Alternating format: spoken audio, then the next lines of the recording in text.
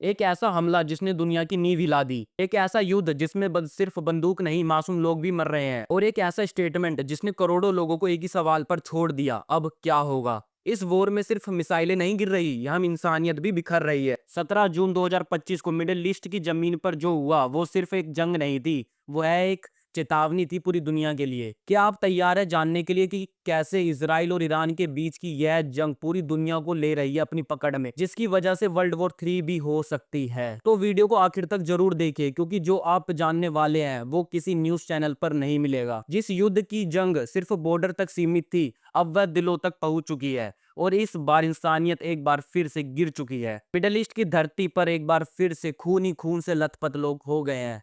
आज से ठीक 5 दिन पहले यानी शुक्रवार को इजराइल ने ईरान पर वो हमला किया जो पूरी तरह दुनिया को हिला देने वाला था। यह कोई छोटा मोटा हमला नहीं था, यह एक बड़ी मिलिट्री कार्रवाई थी जिसका मकसद साफ था, ईरान के न्यूक्लियर और मिलिट्री ढांचे को पूरी तरह से तबाह करना। इसके बाद जो हुआ वो पूरी दुनिया में एक ब्रेकिंग न्यूज बन गया। ईरान और इजराइल के बीच ये लड़ाई अब 5वें दिन में दाखिल हो चुकी है। दोनों तरफ से हमले तेज हो चुके हैं और निशाने पर अब सिर्फ मिलिट्री ठिकाने नहीं, आम लोग भी हैं। ईरान में अब तक 224 लोगों की मौत हो चुकी है। इनमें से कई तेहरान के top military commanders, nuclear scientist और इनोसेंट पीपल शामिल है। लेकिन कहानी यहीं खत्म नहीं होती। सोमवार को ईरान की राजधानी तेहरान में एक टीवी स्टूडियो पर हमला हुआ जिसमें 3 लोगों की मौत हो गई। हमला इतना जोरदार था कि इमारत के परखच्चे उड़ गए। इजराइल का कहना है कि यह स्टूडियो इजराइल के बारे में मिस इन्फॉर्मेशन फैला रहा था, इसलिए इस चीज को टारगेट किया गया। तेहरान की आबादी लगभग 1 करोड़ है और अब तक इन लोगों को खुद डोनाल्ड ट्रंप से खाली करने की चेतावनी मिल रही है। जी हाँ, अमेरिका राष्ट्रपति डोनाल्ड ट्रंप ने सोमवार को कनाडा में चल रहे G7 सम्मेलन में अचानक जल्दी रवाना होकर एक बड़ा स्टेटमेंट दे दिया है। उन्होंने सोशल मीडिया पर खुलकर इजराइल का समर्थन किया और ईरान के नागरिकों को चेतावनी दी कि वह तेहरान खाली कर दे, क्योंकि आने वाला वक्त और भी ज्यादा खतरनाक हो सकता है। इस ऐलान ने पूरे क्षेत्र में तनाव और भी ज्यादा बढ़ा दिया है। ईरान भी पीछे नहीं हटा। इस्लामिक रिपब्लिक ऑफ ईरान ने इजराइल पर पलटवार किया। ईरान के मिसाइल हमलों में अब तक 24 इजरायली नागरिक मारे गए हैं, जिनमें महिला और बच्चे भी शामिल हो। मैं आपको एक पहली बात बता दूं, ये जो दोनों देश है ये कभी भी एक सही आंकड़ा लोगों के सामने प्रकट नहीं करते कि हमारे कितने लोग मारे गए हैं। अगर ज्यादा लोग मारे जाते हैं तो ये लोग कम बताते हैं, जिससे हमारी जो दुनिया के सामने इमेज है वो बची रहे।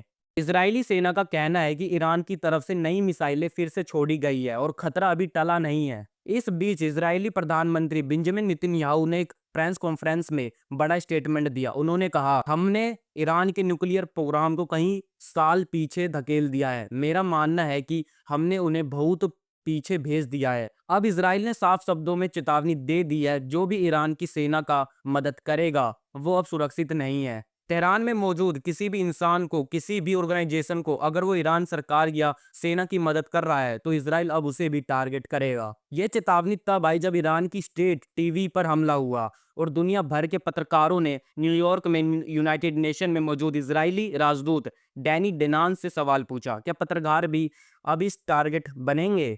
उनका जवाब था, जो भी इस आतंकवादी शासन के साथ सपोर्ट कर रहा है उसे अब समझ सावधान हो जाना चाहिए। राजदूत डेनान ने यह भी दावा किया कि अब इजराइल को तेहरान के आसमान पर बहुत अच्छा कंट्रोल मिल चुका है। उनके ये स्टेटमेंट का एकदम सीधा मतलब यह है कि ईरान के पास कोई भी स्ट्रॉन्ग डिफेंस सिस्टम नहीं है जो इजराइल की मिसाइल रोके।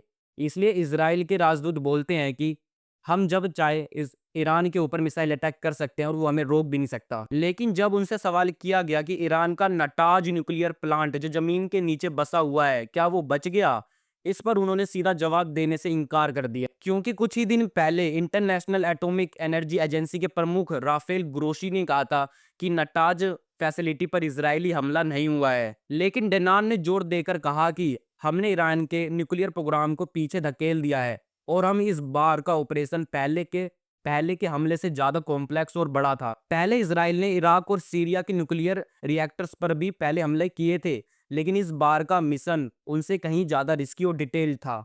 और अब बात सिर्फ हथियारों की नहीं है, अब बात उस सोच की है जिसे इजराइल आतंक की फैक्ट्री कह रहा है। राजदूत डेनान ने यह भी साफ कर दिया है कि जब तक ईरान ये साबित नहीं करता कि वो वाकई अपने आतंकी तंत्र को खत्म करना चाहता है, तब तक कोई भी शांति की बात पॉसिबल नहीं है। जब एक देश अपने लोगों से कहता है अब वक्त आ गया है कि तुम निकल जाओ, तो समझ लीजिए हालत काबू से बाहर हो चुके हैं। 17 जून 2025 की सुबह तेहरान, जो कभी ईरान की सांस्कृतिक और राजनीतिक राजधानी थी, आज एक जंग का मैदान बन चुका है और अब भारत ने भी अपना फैसला ले लिया है। भारत सरकार ने अपने सभी नागरिकों और भारतीय मूल के लोगों से साफ साफ कह दिया है, तेहरान को तुरंत छोड़ दे। जी हाँ, भारत के तेहरान स्थित दूतावास ने आज सुबह एक आधिकारिक संदेश जारी करते हुए कहा, जो भारतीय नागरिक अपने साधनों से तहरीन से भारत जा सकते हैं, वो फौरन किसी सुरक्षित स्थान पर चले जाएं। इस संदेश में उन लोगों से भी अपील की गई जो अभी तक भारतीय दूतावास के संपर्क में नहीं है। दूतावास ने कहा,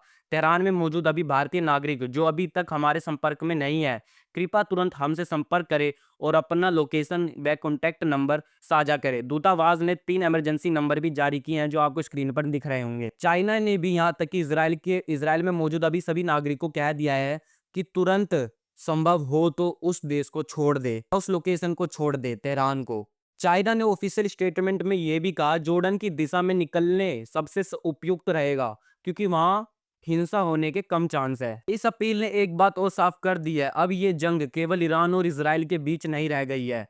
अब हर देश अपने नागरिकों को बाहर निकालने में जुटा है और इसका मतलब है कि दुनिया की बड़ी ताकतें और अब इस टकराव को सीरियसली लेने लगी है। इजराइल और ईरान के बीच हुए इन भारी हमलों ने सिर्फ बॉर्डर्स को नहीं बल्कि इंटरनेशनल पॉलिटिक्स को भी हिलाकर रख दिया है। तेल की कीमतें फिर से उछल गई और वजह बनी अमेरिका के पूर्व राष्ट्रपति डोनाल्ड ट्रंप की एक सोशल मीडिया पोस्ट। उन्होंने दुनिया को चेतावनी दी, तेहरान को तुरंत खाली करो। तेहरान, जहां करीब 1 करोड़ लोग रहते हैं, अब इजरायली मिसाइलें की सीधा रेंज में है। ट्रंप की इस चेतावनी ने स्टॉक मार्केट में एक बार फिर खलबली मचा दी है। पहले तो शुक्रवार को जब इजराइल ने ईरान पर बड़े पैमाने पर हमला किया, तब तेल की कीमतों में जोरदार उछाल आया, लेकिन सोमवार को यह कीमतें थोड़ी गिर गई थी, क्योंकि बिजनेसमैन को उम्मीद थी कि यह लड़ाई शायद फैलने से बच जाएगी और तेल की बड़ी सप्लाई साइट्स अब तक सुरक्षित है। लेकिन ट्रंप ने तेहरान खाली करने वाले स्टेटमेंट ने फिर माहौल पलट दिया। अब फिर से डर है कि कहीं जंग पूरी तरह मिडल ईस्ट में फैल ना जाए और वो सारे क्षेत्र जो तेल का बड़ा सोर्स है, कहीं वो अभी भी इसकी चपेट में ना आ जाए। वही शेयर मार्केट की बात करें तो कुछ राहत भरी खबर भी आई है। कुछ इन्वेस्टर्स को उम्मीद है कि शायद अब इस हालत से निकलने के लिए कोई न्यूक्लियर डील की बातचीत फिर से शुरू हो। मतलब ये है कि अब ईरान एक स्ट्रॉन्ग स्टेटमेंट दे जिसमें लिखा हो कि हम न्यूक्लियर वेपन नहीं बनाएंगे, तभी ये मामला शांत हो सकता है। कनाडा में G7 सम्मेलन चल रहा था। यह कोई आम बैठक नहीं थी, बल्कि उस वक्त हो रही थी जब मिडल ईस्ट की जमीन पर गोलियां और मिसाइलों की बारिश हो रही थी। और इसी बैठक में G7 नेताओं ने एक ज्वाइंट स्टेटमेंट जारी किया। उन्होंने कहा, हम जानते हैं कि इजराइल को सेल्फ डिफेंस का पूरा अधिकार है। G7 यानी दुनिया के 7 सबसे शक्तिशाली देश, America, Britain, France, Germany, Japan, Italy और कनाडा, इन देशों ने साफ साफ शब्दों में कहा, हम लगातार यह कहते आए हैं कि ईरान को अभी भी परमाणु हथियार रखने की परमिशन नहीं दी जा सकती। लेकिन इसके साथ ही एक शांति की भी अपील आई। हम चाहते हैं कि ईरान संकट का हल ऐसे निकाले जिसमें पूरी मिडल ईस्ट में तनाव कम हो।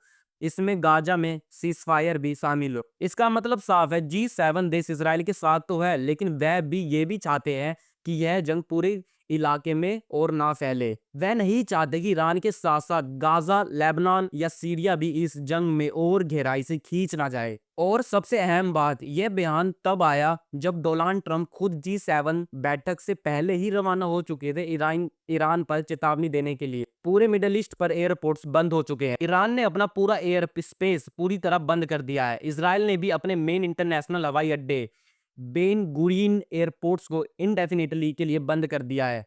अब हालात ऐसे बन गए हैं कि दसियों हजार यात्री हवाई अड्डे पर फंसे हुए हैं। ना फ्लाइट्स है, ना क्रू है और ना कोई ठिकाना। अमेरिका के रिटायर्ड पायलट और aviation safety experts John Oxon ने कहा, यह एक डोमिनो इफेक्ट है जिसमें सब कुछ गड़बड़ा गया है। यात्री अपनी मंजिलों पर नहीं है, क्रू अपनी ड्यूटी पर नहीं है और विमान अपने बेस पर नहीं है। यह सिर्फ ट्रैवल की दिक्कत नहीं है, यह इंसानों की सुरक्षा, मेंटल माइंड और हजारों परिवारों की जिंदगी का मामला बन गया है। लेबनान और जॉर्डन ने अभी अपना एयर स्पेस पूरी तरह बंद नहीं किया है, लेकिन वहां भी हालात बेहद खराब है।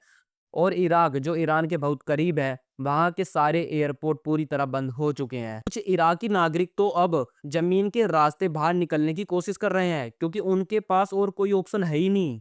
सोचिए, जब आप एक दूसरे देश में फंसे जाएं, कोई फ्लाइट ना हो, होटल फुल हो और आपके पास कोई रास्ता ना बचे, तब उस इंसान की हालत क्या होगी। यही आज मिडल ईस्ट में हो रहा है। न्यूयॉर्क के यूनाइटेड नेशन हेडक्वार्टर्स के में माहौल बेहद गंभीर था। मुद्दा था इजराइल और ईरान के बीच शुरू हुई जंग। ईरान के संयुक्त राष्ट्र में परमानेंट रिप्रेजेंटेटिव उमीर अमीर सईद इरवानी ने खुलकर दुनिया के सामने अपनी बात रखी। उन्होंने साफ कहा, ईरान के हमले सेल्फ डिफेंस में किए गए हैं। ये सिर्फ मिलिट्री ठिकानों और उनसे जुड़ी इंफ्रास्ट्रक्चर को निशाना बनाकर किए गए हैं। इरवानी ने ये बात यूनाइटेड नेशन चार्टर के आर्टिकल 51 का हवाला देते हुए कही, जो किसी देश को सेल्फ डिफेंस में जवाबी कार्रवाई का अधिकार देता है। उन्होंने एक खास बात यह भी कही, अगर कोई तीसरा देश इसराइल की इन कार्रवाइयों में मदद करता है तो वो भी इस जंग में के कानूनी नतीजों और जिम्मेदारी में बराबर का भागीदारी होगा। इसके बाद पत्रकारों से बात करते हुए इरवानी ने अमेरिका को सीधे निशाने पर लिया। अगर अमेरिका का हथियार, खुफिया जानकारी और राजनीतिक समर्थन ना होता तो इजराइल ये हमला कर ही नहीं सकता था। हम साफ करना चाहते हैं कि ईरान ने इजराइल पर हमला नहीं किया। हमने कोई जंग शुरू नहीं की। जो आसिफ को खतरे वाली कहानी दुनिया को बताई जा रही है वो पूरी तरह झूठ है। दूसरी तरफ इजराइल के यूनाइटेड नेशन में रिप्रेजेंटेटिव डैनी डैनियन ने कहा, पिछले 48 घंटे में ईरान ने 1000 से ज्यादा मिसाइलें और ड्रोन सीधा इजरायली आम लोगों पर दागे हैं। वो अपनी मिसाइलें बच्चों पर चलाते हैं और हम आतंकवाद को, मशीनरी को निशाना बनाते हैं। इजराइल ये बात करता है कि उन लोगों ने हमारे मासूम लोग मारे हैं और इजराइल वहां के आतंकवादी मारता है। तो आप ही बताओ, जो 50,000 लोग मारे गए हैं गाजा में, क्या वो भी आतंकवादी थे? मतलब एक तरह से इजराइल भी अपना कुछ झूठ-झूठ छुपा रहा है। टेनान ने यह भी दावा किया कि इजराइल ने पिछले कुछ दिनों में ईरान के न्यूक्लियर प्रोग्राम को बहुत पीछे धकेल दिया है और हम इस ऑपरेशन को जारी रखेंगे। अगर आपको लगता है कि यह सिर्फ एक जंग है तो आप गलत हो। यह एक संकेत है कि दुनिया बदल रही है और बहुत तेजी से बदल रही है। अब वक्त आ गया है कि हम सिर्फ ऑडियंस ना बने, इन्फॉर्मेशन को फैलाएं ताकि लोग समझ सके कि सच क्या है। तो इस वीडियो को लाइक जरूर करें, कमेंट में अपनी राय लिखें और शेयर करें अपने दोस्तों के साथ ताकि वो भी इस सच से रूबरू हो सके। और हाँ, ऐसे ही सच्ची और गहराई से रिसर्च की गई कहानियों के लिए चैनल को फॉलो या सब्सक्राइब जरूर करें, क्योंकि अगली कहानी शायद आपकी सोच बदल दे।